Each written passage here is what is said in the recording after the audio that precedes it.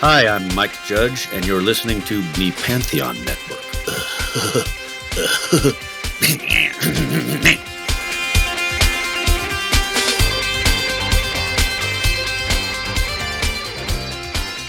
Hey, I'm Nick DiMatteo, and welcome to Season 7, Episode 11 of Music is Not a Genre. I'll get my hands ready. MxG, thank you, as always, for watching and listening. Thank you.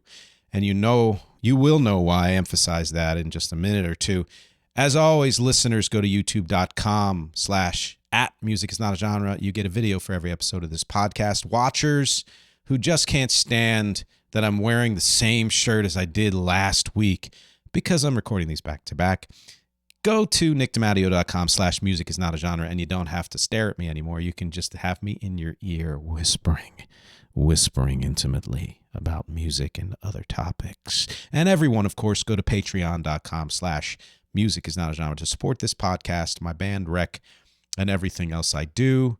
Like, share, subscribe, review, follow, whatever else it is. Take a moment to please do that. Pause this and do that now. You have no idea how much it helps. I have no idea how much it helps, but the algorithm says it does. So please go and do it. I know it sucks. It's annoying, but please go do it.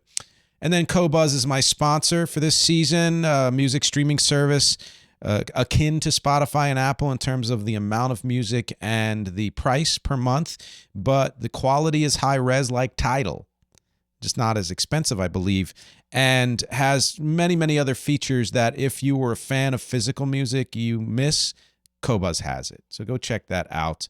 So the topic for this week, the freewheeling catch-up machine number 9.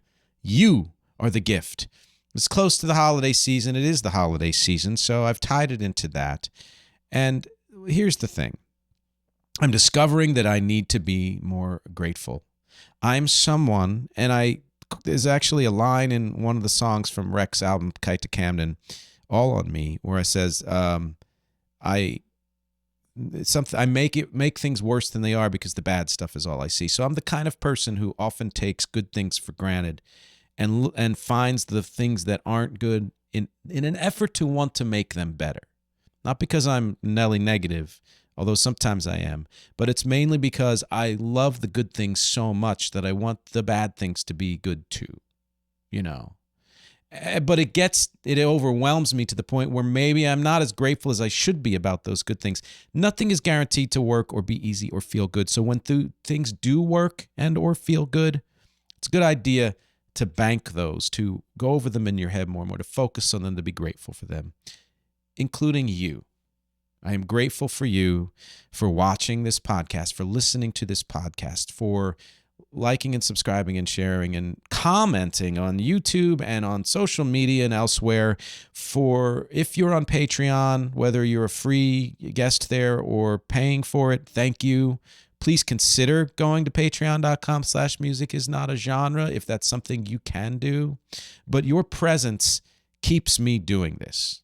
Because even though I can't see you, I can't hear you, except for, the next time I do a catch-up episode this season, it'll be another live one, and I will see and hear some of you.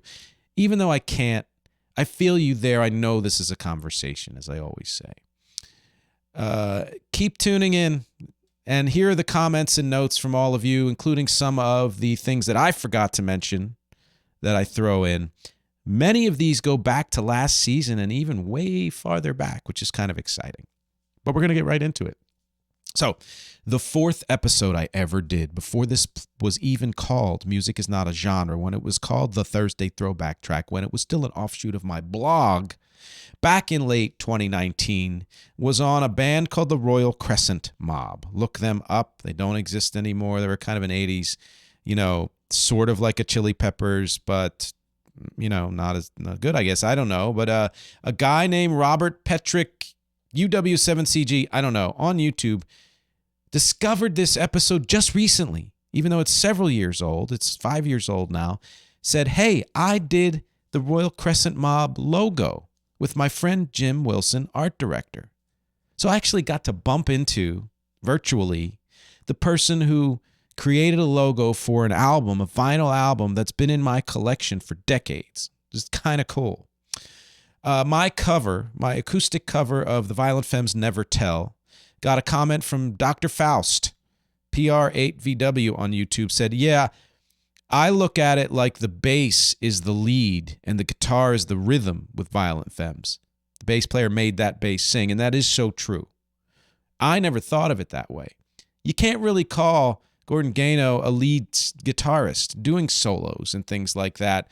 Really, the bass did a lot of solos in that band, and I was inspired to do a bass solo on Kite to Camden on the song Eat Salvation. It has a pretty prominent bass solo in there, which please go listen to that at recarea.bandcamp.com.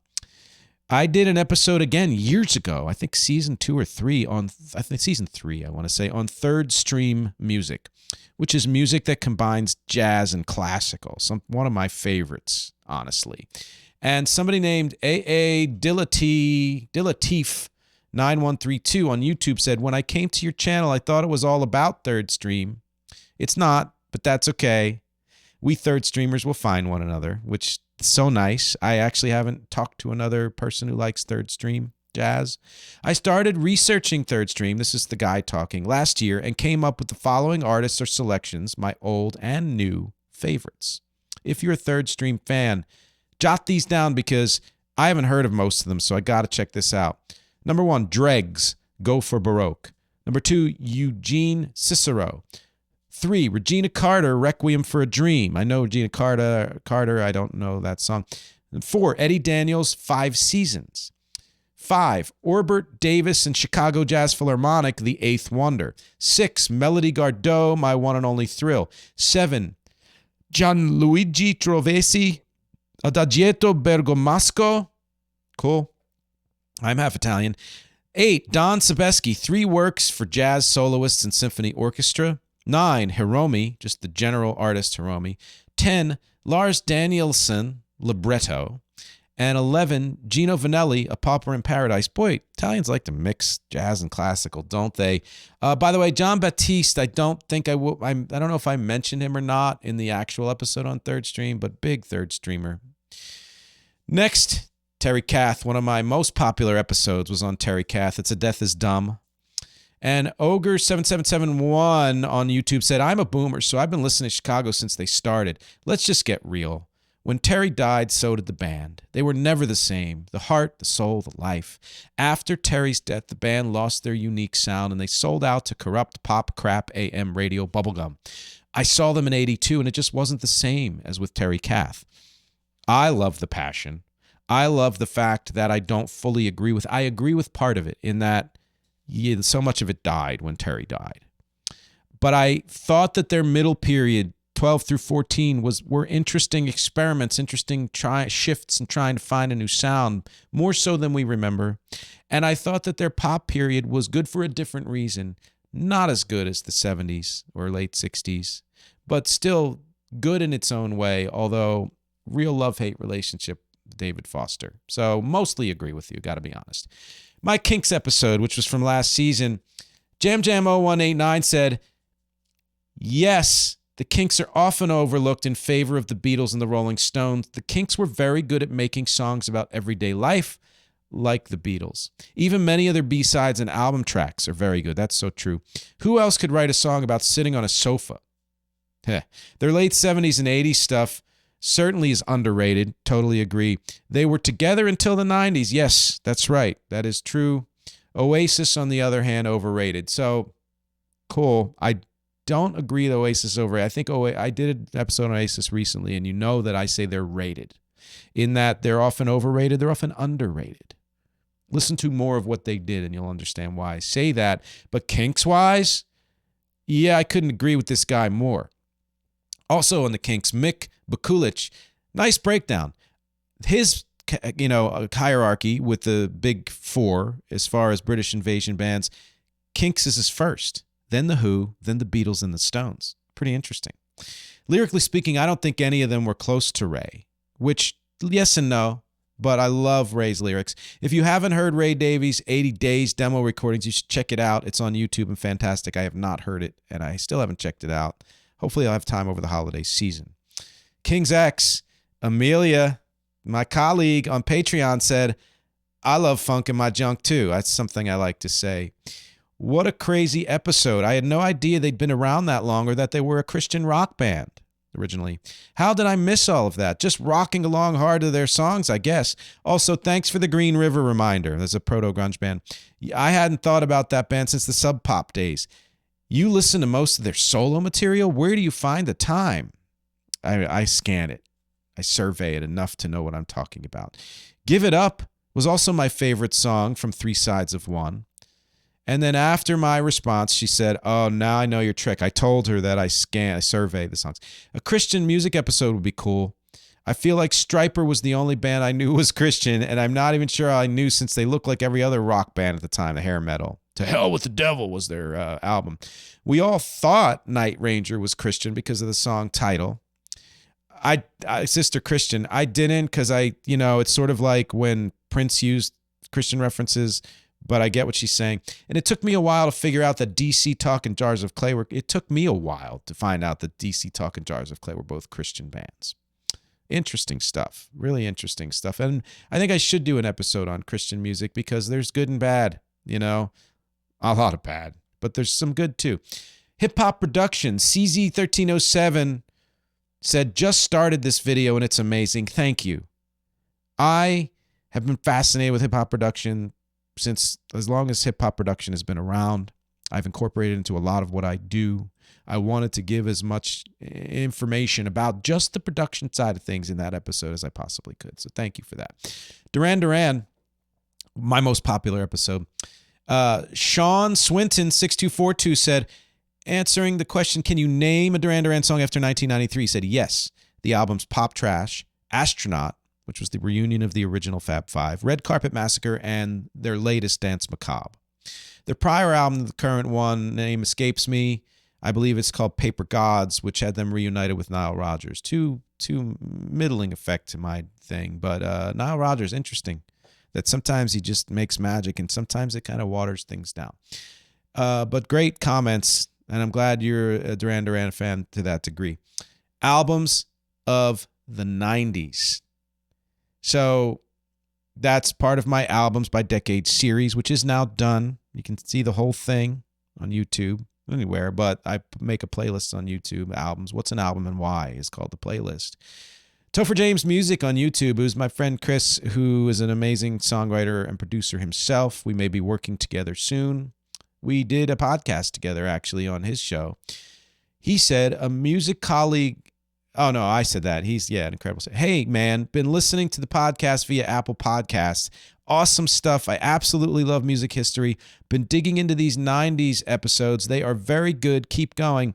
Love the encouragement, especially from someone who's a fellow creator. And I appreciate that he's checking out my stuff. So my episode from last season, Can Bad People Do Good Things? Steve Erickson, frequent contributor to this podcast, said, I'd say that many artists have gotten away with harmful behavior because they've blurred the lines between themselves and their quote-unquote controversial persona. Because you can be controversial, this is me talking, and in your work, but your life is normal and boring and you're a decent person. But these people, he's saying, blur the lines. Within a few years after the Columbine shooting, it was obvious that Marilyn Manson did not inspire it. No, I don't think any music ever inspires, honestly, anything, frankly. And I'm not saying that in a negative way. I'm saying that you can't have it both ways. You can't say that music inspires the masses to change the world, but no, it doesn't inspire people to commit suicide or do killings. I think that music is the soundtrack to all of that stuff. Can be a helpful soundtrack, but is not the inspiration. But yes, so Marilyn Manson did not inspire it, and that his career took a hit due to an unfair moral panic, but he'd already admitted raping a woman in a memoir. And the Nazi imagery in his stage act turned out not to be satirical. Several of his ex-girlfriends say he's completely sincere anti-Semite, which is why I've never been a fan of his. I even thought that his shock rock was kind of lame and derivative. And I'm not saying that in hindsight. I'm not somebody who's like, oh, I loved it then, and no, I didn't like it then either. It just, like, so what? Okay, I get it. Have a bit more of a sense of humor like Alice Cooper. Dr. Dre never committed street crime or belonged to a gang. Most of his lyrics are far more outrageous than his actual actions. But when he said, if you bitches talk shit, I have to put the smack down on nothing but a G thang, he was describing how he really treated 11 women. I've never been a fan of that kind of talk in any kind of music. People unfairly denigrate hip-hop because they hear it very blatantly in hip-hop, but please, my God, there are misogynists in every kind of music. That's not something that inspires me. I understand that the word bitch has morphed into meaning many, many, many more things now, but back in that era, if you were using it in any kind of music, you were using it to denigrate women. And that was supposed to be this macho thing. Not a fan. Just not a fan. Continuing with Steve's comment, it amazes me how much of this stuff was in the public light with no one caring before the hashtag #MeToo movement started. I knew R. Kelly was a scumbag when I learned he married Aaliyah when she was 15 and wrote Age Ain't Nothing But a Number for her to sing to normalize his actions. Listen, I said this in the Bad People, Good Things, Can Bad People Do Good, whatever episode. No one can take away the fact that I Believe I Can Fly is a great song and that there are other songs that people love from R. Kelly. But R. Kelly is someone I will never spend money on and will only listen to a song of his if it happens to be on because he's a disgusting human being. For that I know of. I don't know. I don't know him. Anyway, on with Steve. That was no secret. It came out before the P tape. Nor was Jerry Seinfeld dating a high school student when he was more than twice her age and one of the most famous men in the U.S. a secret. Although she was over the age of consent in New York State. Seinfeld's a complicated person. Definite love-hate with him. But really great to point that out, Steve. I appreciate that you did. So, assholes. Hey, assholes. Music is not a generation either. It was the first episode of season 7. And there were a lot of people actually commented on this. What I like about this is that I expected a lot of pushback and honestly hope for it because if you're one of those people, I'm talking to those people, you, again, who is, let's just say, stereotypically an old white dude, who believes that there was a heyday in music, and I've done an episode on There's No Such Thing as a Heyday. I get that some music popped up more commercially and artistically in some eras than others, but it takes more than that to convince me that there was only one good era of any kind of music, frankly. I have favorites. I have favorite eras of hip-hop and rock and all that stuff, but I'm not saying that was the best ever and everything that came before or since was not as good. And that attitude pisses me off. It means that you've stopped growing and you've honestly stopped living in a certain way. You're living in the past.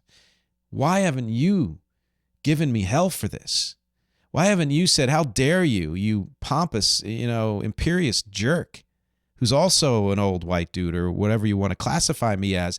Why haven't you come up and listened to, hey, assholes, music is not a generation either, and said, yes, it is. Give me all of your opinions on that. That said, I love that the people that commented were so honest with themselves, whether they agreed or disagreed with me. And I thought it was very cool. And some of these comments, let's go to them. And then we'll probably take a break after this. At 324C Mac said, I keep trying to tell people to stop categorizing music. I love that there's someone out there doing the same thing. I know there are tons of people out there who like more music than one kind, etc., whether it's by decade or by genre. Those are, to me, people who would love my music, Rec's music. If you go to recarea.bandcamp.com, if you're the kind of person who likes more than one kind of music, doesn't like to classify music, go listen to Rec. I'm telling you. And or tell me what you're listening to so I can listen to it too. D. Merles 8571 said, a couple of things. 1 and 2, I believe. I don't know. There might be more. I feel there are far fewer. Oh, whoops. Okay. So this is assholes. And let me just double check. Okay. So I put that in the wrong section, just so you know. Boy, my notes are messed up, but I will go back to it when I get to that episode. Let's continue on with the assholes episode. Spodiote said, we should also remember that the golden age for rock was able to exist because artists like Dylan and the Beatles broke the brill building model that used publishers as the gatekeepers to keep business interests in control through writing their own material. Go back and listen to that again. That is brilliant. Brilliant building. It wasn't until the rise of disco that business interests regained that control, only through using producers as the gatekeepers. And producers are often the gatekeepers today, too. In the meantime, there was a decade where the artists called the shots to a degree seen neither before nor after. I see where this guy's going. As for composers, the latter part of the past century saw composers of staggering genius like Crumb and Boulez, who came at a time when common practice was played out and no other idiom emerged that could take its place. And while there is a certain excitement to the experimental music they wrote that attempted to establish one, not all experiments are successful. First of all, damn straight, not all experiments are successful. They're all worthy, because sometimes even unsuccessful experiments breed successful things later on. But it's true that a lot of, if you are staking your claim that I'm an experimentalist and that's the best you can do when your stuff is still shit, then so what, is what I say. But as far as he's kind of alluding to the fact that he felt like producers and the disco era ruined music subsequent to that, I don't agree. I think it may have ruined a lot of the business, and the business has been in shambles ever since it started. I think that the reason why the 70s was so chaotic was the buying public was expanding and formats were expanding just like they were in the 80s and in the 90s. And no one knew where music was going, so they threw everything up at the wall. I said that in my albums by decade in the 70s. I said that. And that why it was such a chaotic decade. I understand that bred a lot of genius material, but I do not in any way think that means that the 70s was the pinnacle of rock music. Great rock music, but not the pinnacle. And as far as him talking about composers, like I wish I knew more about Crumb and Boulez. I know Boulez to an extent, and that kind of experimentalist classical and all that stuff. And you think of like Philip Glass and more the minimalists and things.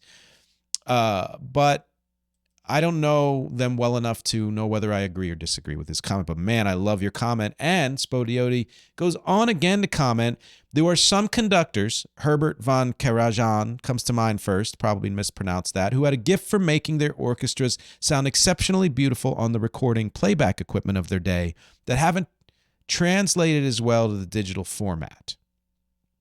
So using a tube amp help gets back some of the lushness, and that is enough for me. Okay. So here's what happened. Here's what happened. This was the episode of me talking about things I was going to talk about. And some of these things were audio files. And some of these things was, hey assholes. That was that first episode. I mentioned a lot of these things. And I don't know why. So I didn't better organize my notes. You're seeing this in real time, basically, because I'm not editing this crap. No way, dudes. You get me raw. And I did shower. So another comment from this, Sujo Sakari, regarding minute 47, which had, I don't remember what that minute was. Oh, it was something about, I guess, assholes. Hey, assholes, are you whatever? Cringe. I'm glad I made you cringe. Yeah. Burning Two Bridges is a loyal fan. I love Burning Two Bridges. Thank you always for watching. Interesting episodes coming up. Looking forward to listening. So let's go back, because then the next episode, or shortly after that, was on audio files. And D-Merles 8571, who I mentioned before, is the first. Well, no, I'll mention it now. I feel there are far fewer audiophiles, young and old, nowadays. People are grooving to mini Bluetooth speakers and don't care how poor the sound is, even when portability is not a factor. I do that. I know that's true. Meanwhile, all the vinyl folks who only listen to stuff released on vinyl, that's lame. Yes, it is.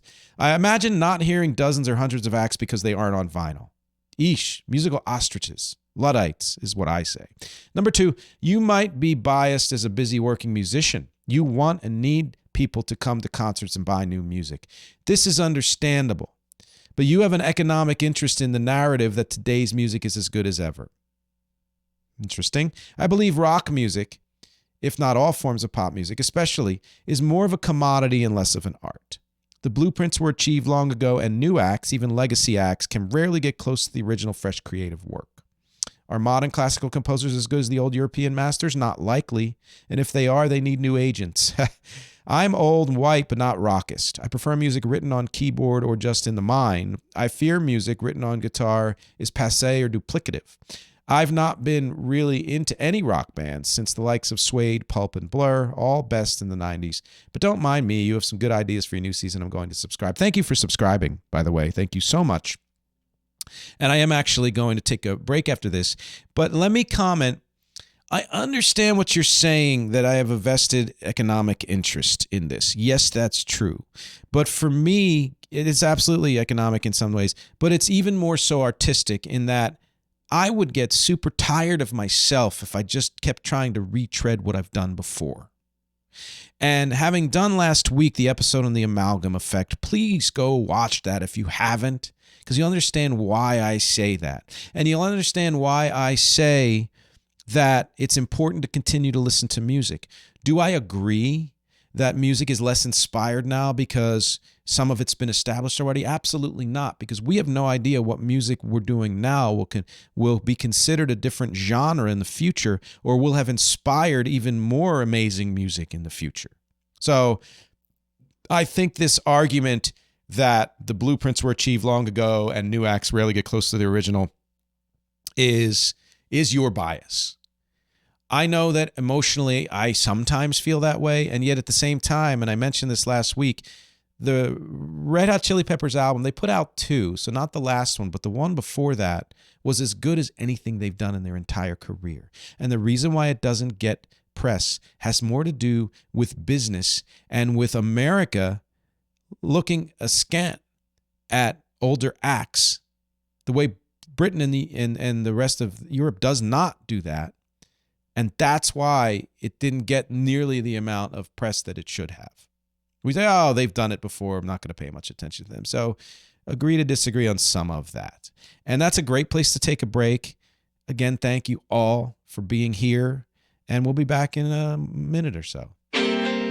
Hey, thanks for checking out this episode of Music is Not a Genre. If you'd like to learn more about this podcast, if you'd like to learn more about the music I do with my band Rec or any other projects or anything else about me, go to nickdematteo.com. That's Nick, DEMATTEO.com.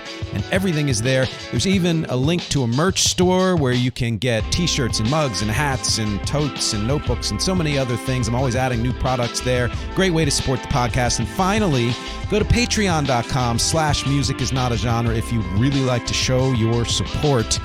My fans and lovely family there get exclusives and other perks and early releases, and they get to suggest topics for future podcasts as well. Thanks for listening to the mid-roll. Now back to the show. Okay, we're back. I've recovered. Took a drink of water. I'm not sure what I'm recovering from other than I am recording back-to-back episodes today. And let's get right back into it. On the actual episode on audio files, Frank Garcia said, great video, and it's so true. This is why the music at audio shows and audiophile videos suck so bad. Which is what I had said in that episode, was that if your focus is on the quality of the recording over and above the quality of the music, you often gravitate towards stuff that happens to sound amazing, but artistically and compositionally maybe not that great. Mr. Boat 580 said, I'm a music head that just happens to have nice gear. Love that. I have 12 pairs of speakers with about half of those in rotation at any given time. Damn. They're low distortion and powerful. I just don't see any reason to own a lesser kit by 2024. I mean, money would be one, but I get it. Also have a JBL Flip 6 Bluetooth speaker I enjoy, and that is not audiophile.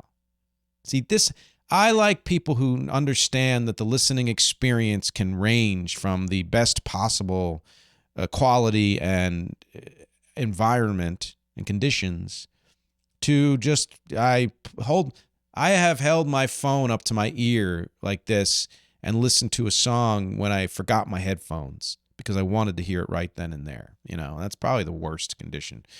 Going on, I have some budget speakers that I would never part with, like my JBL S38s. What I have is more capable than the recordings that will pass through them.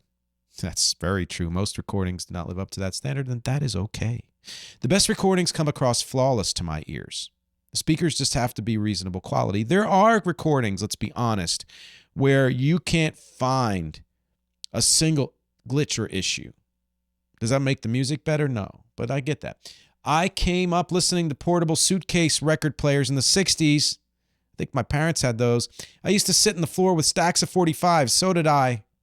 When I got my first stereo with floor-standing speakers, I still mostly listen on the floor with the speakers pointed at me. Now I listen predominantly near field, in essence of how I started out listening. I love near field. That's why I like the Cars so much. Still my favorite way. I'm the only audio head in this house. Even the ambient remains of what goes out into the room still sounds dope to everyone else in the house. I mean, bleed from one room to another is one of my favorite things about music. I love going to a show that's in a back room of a bar, going out to get a drink and hearing that music from the bar. It's pretty cool. I started to go down that audio rabbit hole, but then caught myself. I like the gear that fits just under that line of diminished returns. I have a much more minimalist 2x2 system for the main one than what modern audio might contain, and some really good sounding budget speakers, and those from DIY kits that I have. I listen on average about 6 hours a day, and longer on weekends. That's more than I listen. I like listening somewhat loud. I have been at this over 50 years. You're awesome. I do notice a certain quality on my original vinyl, but I was never so happy as when the CD came out as the most audible improvement to audio in my lifetime. I still like the CD best, but I dig streaming as well. I really did not like cassette. Like vinyl, I liked them when they were new, but they wore quickly on me once they started getting worn. So this is stuff I talked about in this episode. And man, what a rich comment. I love this comment. And let's start with the whole certain quality on my original vinyl. Right. The quality of sound, meaning the character of sound, does not mean that it is better quality overall. And you went on to say that CD was the most audible improvement. And in some ways still is. Not because digital can't be better. It often is better, categorically or whatever, empirically. But because most CDs, the way they were printed, were at that top quality. So the average listener was getting the best version of those songs. And I still, in many ways, like the CD the best, but rarely pull them out. I'm glad that this guy digs streaming as well. Understand that you didn't like the cassette. I think the cassette is a very acquired taste, and if it wasn't important to you in your development as a music listener or music creator, then no, it's certainly not the best quality. And if I like tape warp, I like it as a feature, a flaw feature, whatever you want to call it, and not because I think that makes the music better. Also on audio files, Carl Van Doren said, heard lots of setups with Audio Club. So he's in an audio club, heard a lot of setups. Once you've listened to greatness, you realize how lacking audio rigs can be. Sure. Okay. Listen, Mr. Van Doren, and I love your name. And I think it's a throwback to, I believe, a game show dude who I believe was, scandal, cheating, whatever. I think that's the person. Anyway, My point here is, so frickin' what? I've heard greatness. I've seen greatness on screens, whatever. I have tasted greatness. I'm not going to hold out for the best slice of pizza ever when I can go around the corner and get a decent slice. I'm not going to deny myself wanting to watch a show because I only have my laptop and I'm elsewhere and don't have my big screen TV. I'm not going to deny myself listening to great music, regardless of what system it's on, because a system is quote unquote lacking in comparison to some other amazing system. Do not care.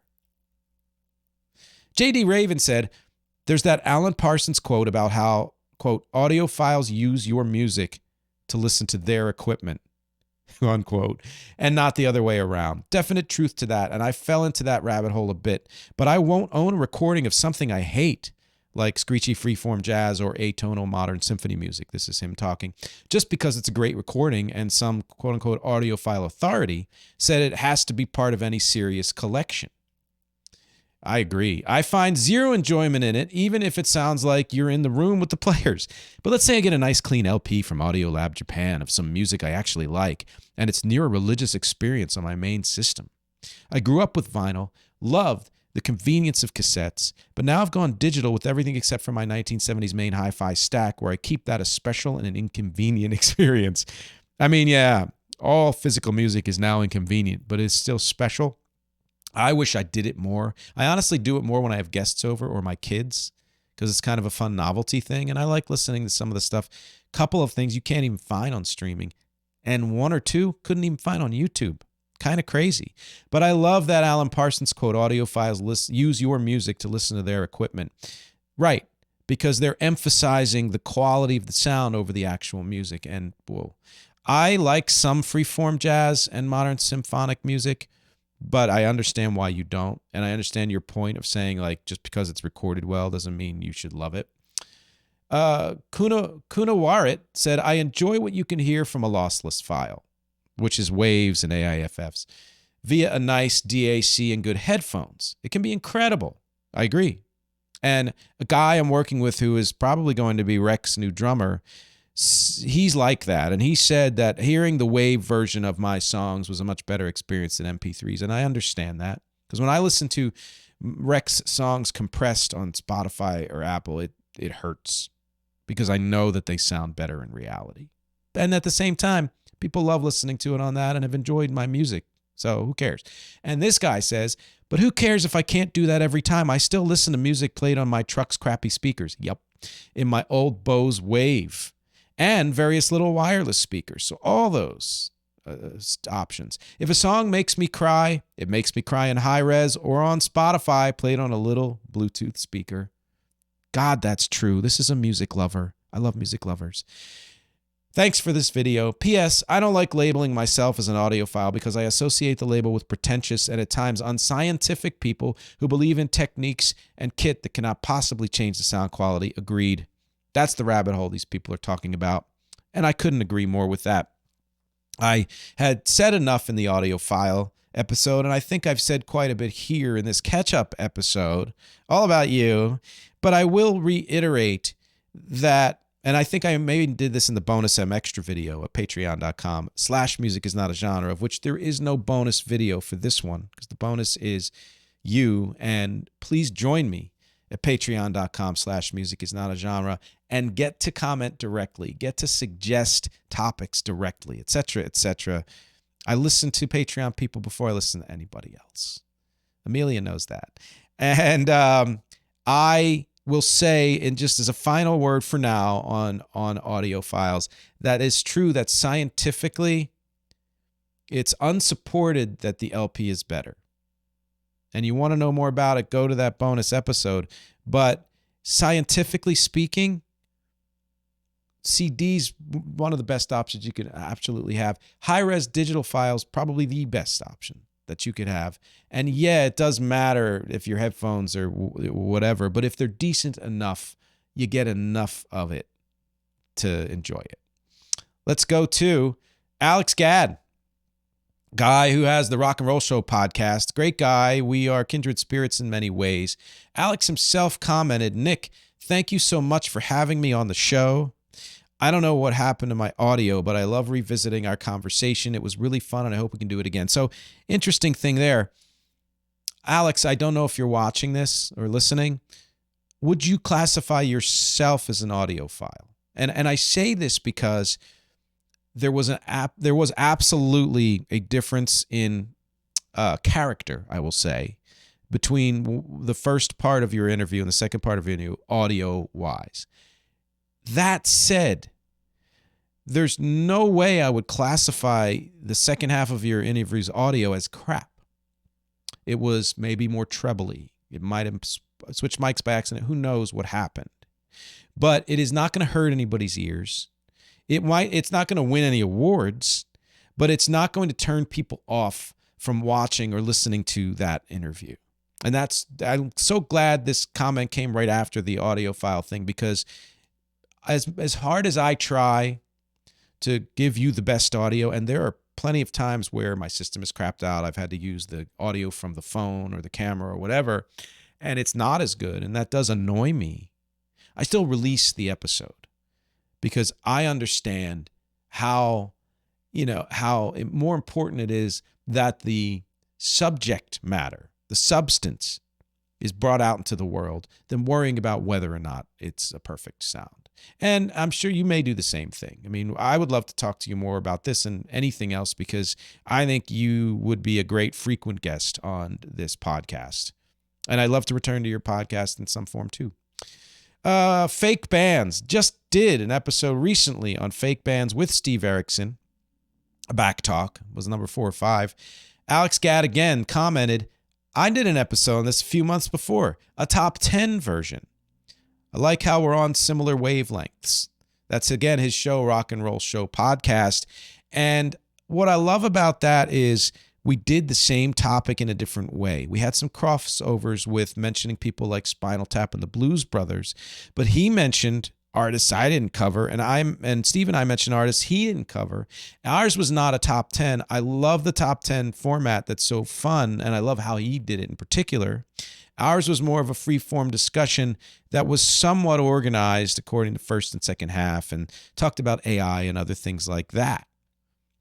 So what I recommend is watch Alex's Rock and Roll Show Podcast episode on fake bands. Watch my episode with Steve on fake bands.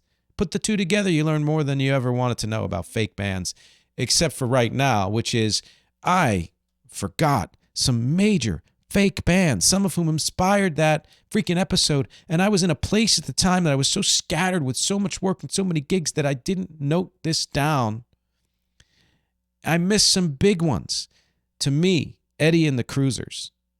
I mean, come on. That was a huge 80s hit. Fake band. We Are Lady Parts, a British sitcom focusing on a female punk band that's multi-ethnic, gender, whatever. Freaking amazing. The music itself is damn good. One of the best fake bands out there. Look it up. You would love this. If you like that kind of music, you'd love the show. It's also very funny. And then Weird Al. Weird Al makes a living doing essentially fake music in the realest way possible. And you gotta, honestly, I mentioned Weird Al last week too, and I gotta say that Weird Al is probably one of my heroes in many ways. A lot of the film music I did was in imitation of other music. Covers I've done that morph the song into a mashup of a different type of music. I wouldn't say that was inspired directly by Weird Al, but he definitely laid groundwork for that. That's honestly all the comments that people have made so far this year, and I am excited to see what other comments come up for the next catch-up episode, because that one will be live. That one will be me inviting you to join me and talk live on camera, unlike the last live one, if you prefer to be. If not, you can stay off camera, but still be there with me discussing all of the comments. So we're going to do it differently next time. Had to do it this way for this time because of scheduling issues. Doesn't mean the episode is done. We've got a couple more things to go. And to keep up with this catch-up episode, some comments on Rec's new album, KITE to Camden. You know I'm hawking it pretty strongly. It's at recarea.bandcamp.com.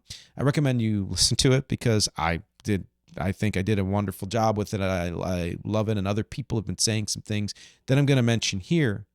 But first, a general update, and that is, it is on Bandcamp.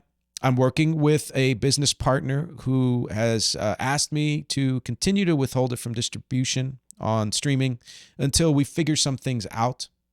We're going to be building some things behind the scenes. You saw my interview with Catherine on the album. I've made clips on social media, which I will eventually put up on YouTube's Rec channel, which I always forget my own name. I'll put it in the video, and I'll put it as a link in the text here, and you'll be able to find those interview clips if you don't want to watch the entire interview. I have someone doing a remix of one of the songs on the album, which I will release next year. I'm doing all the back end business stuff for that and would love for you to be a part of that just by listening, just by getting it on Bandcamp, recarea.bandcamp.com. But getting to your comments, some reviews, early reviews on the album, I'm happy to say have been very good. Someone said what I did, especially at the beginning of the album, sounded like Brian Eno. And his friend said, sounds like Brian was listening to Nick's stuff. No, of course not. But I love that comparison because I do like ambient techno music. One fellow musician loved that I used a Mellotron type sound. People are hearing Beck, of course. They often hear Beck because of my mix of music, not because my voice sounds like Beck. One of the guys said, is there any genre Rec isn't good at? So go back to last week's episode on the Amalgam Effect and you tell me. Listen to the album and you tell me. It does go wildly diverse with genres and mixes them. A good friend of mine, Steve, actually heard Faith No More, heard Red Hot Chili Peppers, heard Linkin Park, and particularly in song 3. Also said that the 2 intro songs are a great entrance point, which I appreciate because it's one of those where you're like, are people going to start the album and be like, that boring, turn off, or compelled to continue the journey? And it seems like for the most part, people are compelled to continue that journey. A good colleague of mine, Jed, said he's heard in various songs of mine the bands Dirty Projectors and Always. A fellow musician, Jim Castelli, who's released over 100 albums, said, though the eclecticism revealed becomes apparent the further one listens to the album, a few tracks in, I had the thought that, quote unquote, this album is your OK computer. I mean, I'm not sure there's a better, like that's going to be on the press release if we do press releases, which I think we will be doing at some point. Amelia, my lovely colleague from the Songwriters Club, amazing singer-songwriter herself. Her favorite song is You Know You're Right, 12th song on the album. One of those that I figured I love and thought was absolutely worthy of being included on the album, needed to be on the album based on various things, the story, etc., the flow. But I always thought, well, that's not going to be anybody's favorite. That's kind of one of those album tracks, and it's her favorite, and I love that. Very honorable mentions, she says, are Twist My Kite, All on Me, Almost Everything About You, and The Mad Philosopher, which if you listen to those 4 back-to-back, none of them sound like each other, and I love that she loves such a wide range from that. Thank you so much. Congratulations, buddy, she said, and thank you for buying it. recarea.bandcamp.com, please buy it. People have also often, especially Topher James, who I mentioned earlier, has heard The Cure, They Might Be Giants, and Fountains of Wayne. I mean, of course. Which, of course, now brings me to the featured song on this episode, and it is the 13th track on the album Kite to Camden at recarea.bandcamp.com called Me Happy. So I came up with this idea, honestly, a couple decades ago, of writing a song that prominently uses the word happy, also using happy notes to sing the word happy, but the song itself is not happy. And it came from, honestly, in part, kind of the post-grunge movement, etc., emo, but also remembering the theme song to the Partridge Family, Can Make You Happy. Na, na, na, na, there's a song that we're singing that make you happy. And I used those 2 notes in a very different way for that word happy and flipped it around to make it not a happy song. Now, it went from being originally a bitter, sarcastic, unhappy song to honestly a true meditation on what it means to be happy, the value of happiness in general. Should we prize happiness above everything else? Happiness is not the same as contentment or joy. And what's the best way to get to happiness? And the character in this song, at the penultimate song on the album, is desperately working to find that happiness, having gone down this rabbit hole path of kind of living in a mental cave. And you can decide, listening to the song in just a minute or two, whether or not the guy achieved happiness. The style is mostly shoegaze, with a little kind of psychedelic in there, which shoegaze has that anyway. The ending as it is on the album, which bleeds into the next song, I find it sublime. You're not going to hear the last song on the album. Well, for this, of course, it's just the one. But you'll understand what I mean when you hear the ending of this song. how it balloons and balloons and balloons into something haunting and sublime. And again, I urge you to go to recarea.bandcamp.com to listen to the album. Some questions here. Did I miss your comments? Did I miss anything in any of the episodes I mentioned that you would like me to mention again? What should I cover in 2025? What topics would you like to hear me go over in any episode in 2025? I want to know the answer to all these questions and more, because my objectives here are music, conversation, and connection. Thank you for all your comments and watching and listening and your presence in general and your support on Patreon, and for being here for this episode. And I will talk to you next week. Trying to remember what you did for me, and why I should be grateful for every heartbreak and hard time, like I'm in a hive mind. Fake sunshine doesn't make me happy. There's a video of my life stuck inside my computer, and every time I try to render it full color, high-res, the whole system crashes. It's beautiful, but I'm not happy. I'm running out of memory.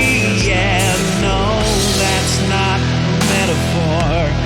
Ask me any detail about anything. I can't remember anymore. Can't remember anymore. Is this where? Is this when I say fuck it all, clear the slate, start again? Is this how I get happy?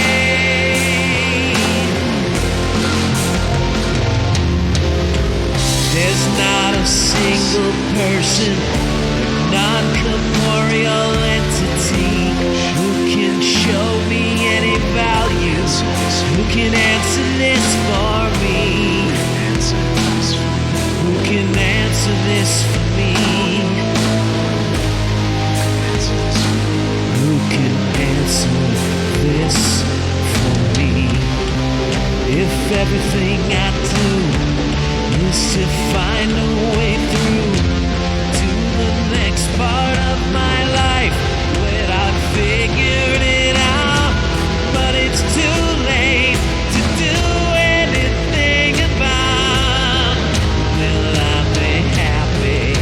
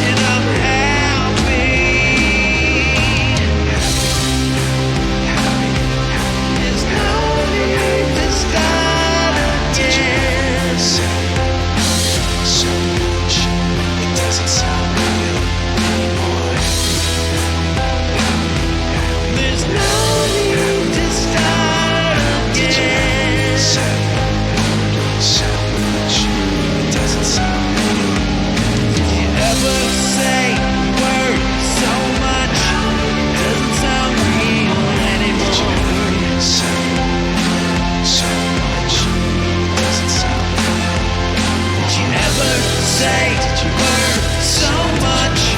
Doesn't say